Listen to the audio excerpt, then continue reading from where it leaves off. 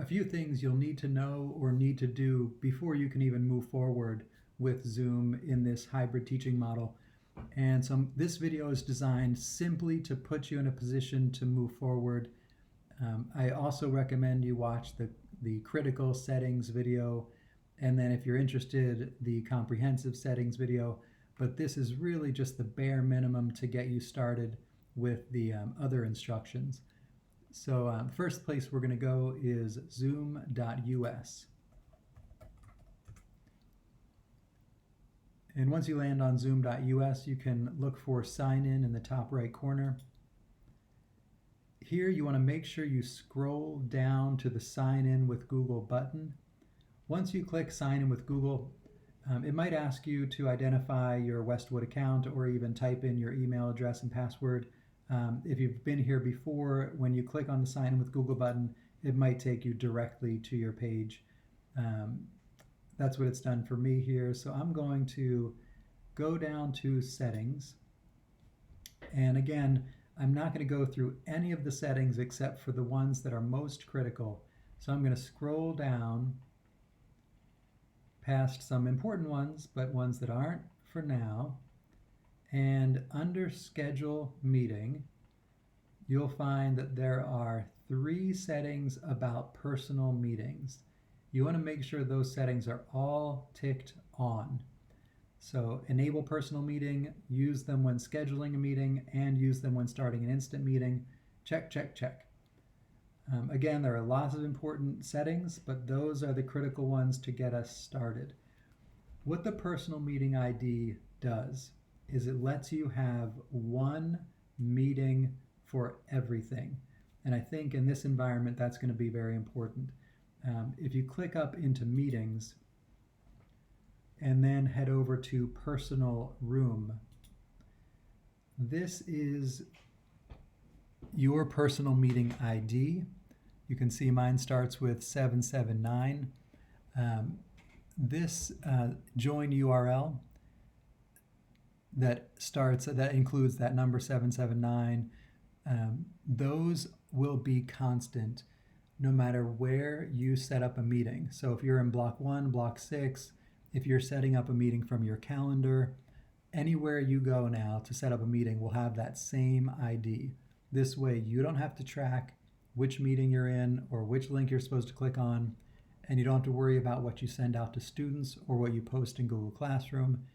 It will always be the correct join URL and the correct meeting ID, and you'll always be in the right place. That is it for settings right now. I'm just going to show you a couple things about how to get to Zoom instead of coming to zoom.us. I think this is kind of a long way to get to. There is a host a meeting button here. I'm going to suggest that there's a better way to do that, which is over here in my dock, you can see the Zoom icon. Your dock might run along the bottom of your screen, but what you want eventually is to see this icon. I'm actually going to get rid of mine so that I can show you how to put it there.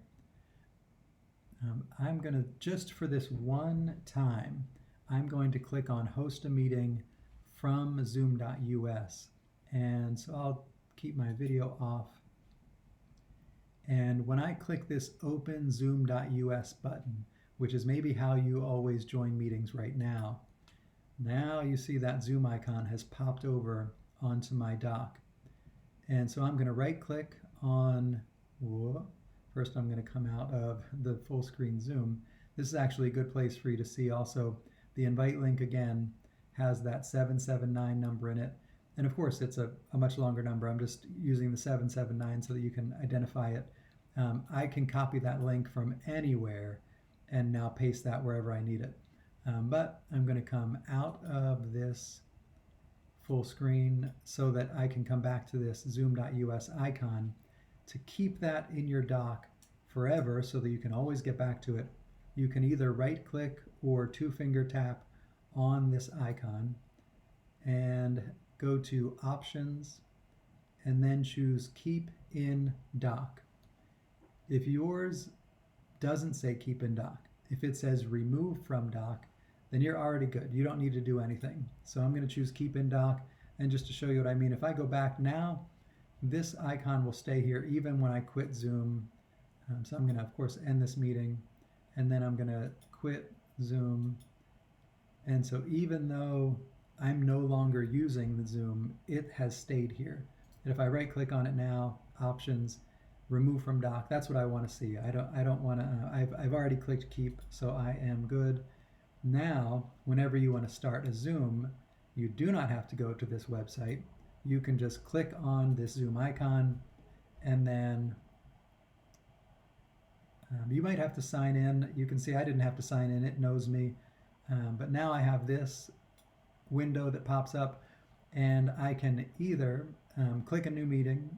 If you want to double check and hit this little caret next to new meeting, use my personal meeting ID. That box is checked. For me, it's always checked. So every time I click new meeting, it takes me into my personal meeting. If you need to get your URL, you can go over to the meetings tab.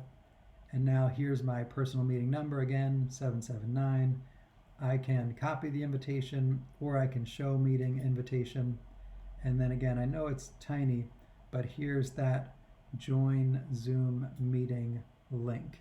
And so I can take that now and share it with whomever needs it. Those are the critical elements just to get you started. Good luck, and email me if you have questions.